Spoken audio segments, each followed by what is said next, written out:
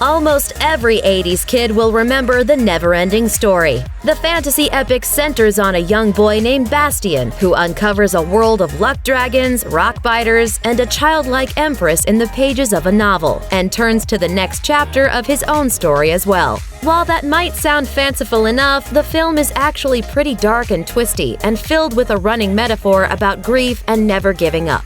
Watching it as an adult is a whole different experience that reveals some interesting dynamics about the movie you might not have noticed in your youth. Here's what you'll only notice about the Neverending Story as an adult. The Creepers. There's no doubt that some of the characters in the Neverending Story are meant to be terrible. There are the Sphinxes, who blew people up just for trying to cross their path without enough inner bravado. And let's not forget the wolf Gamork, who wants to dispense with Atreyu altogether so that the Nothing could destroy all of Fantasia. And that ageless turtle sure is a lazy sack of shell. We don't even care whether or not we care. But then there were also some characters that were supposed to be good, but actually come off a little creepy upon further review. Take, for example, that cranky bookseller who draws Bastian just a little too close for comfort while describing the forbidden book. Then there's Falcor, whose reaction to getting an ear scratch is pretty suggestive if you listen long enough. Yeah.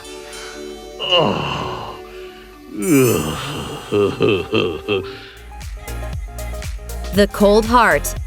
The whole movie seems to center on Bastian's need to come to terms with his mother's passing. He's been suffering at school, he's not even trying to fight back against local bullies, and he's otherwise just having a tough time moving on. So when his dad confronts him about him slacking off at school, his reaction is understandable. He tells his father that he's still having dreams about his late mother, and instead of helping his young son process that grief, his dad basically tells him to suck it up. We can't let Mom's death be an excuse for not getting the old job done, right? That's some ace parenting, Dad. It's no wonder Bastian doesn't hesitate to hole up in the attic with just a school lunch and a book rather than go back home to that guy. All the depression. As a kid, you probably caught the fact that there's a lot of sadness going around in the Neverending Story. After all, who wouldn't be bummed out by the scene where Artak surrenders to the sinking swamp? Which makes sense since it's literally called, well, the Swamp of Sadness. But for grown-up audiences, the harshness of these negative emotions is probably even more biting than it might be for a kid. For example, the despair is way too real for Morla, the Ancient One.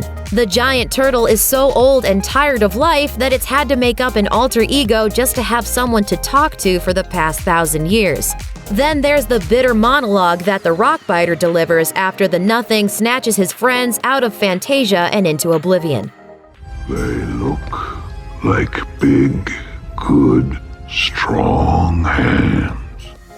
Not only does he lament his own part in letting them down, but he decides to give up his own life to the stormy oblivion too, just because. Speaking of which, the Nothing itself is basically one giant metaphor for the non-existence of hope and imagination, and unlike most movies with happy endings, it largely decimates the entire otherworldly plane as we know it.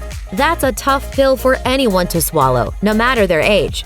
But you won't fully comprehend just what the Nothing is until after you've filed a few tax returns and taken a look at your bank account. What's in a name? As if conquering bullies, his own grief, and a night in a dusty attic with just a sandwich and an apple isn't difficult enough, the task of saving Fantasia ultimately falls on Bastian too. He's told that he'll have to table his skepticism about the realness of the story and say, out loud, a new name for the childlike empress. In a dramatic moment, he leaps up from his seat on the floor of the attic, runs to the window, and mustering his best barbaric yawp, he shouts,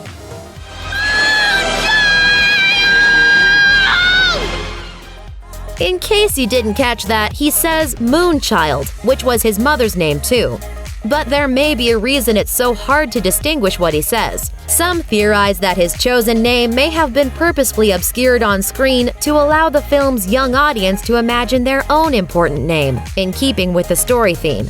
Rumor has it, even the subtitles were left blank during that line just to keep those imaginations flowing.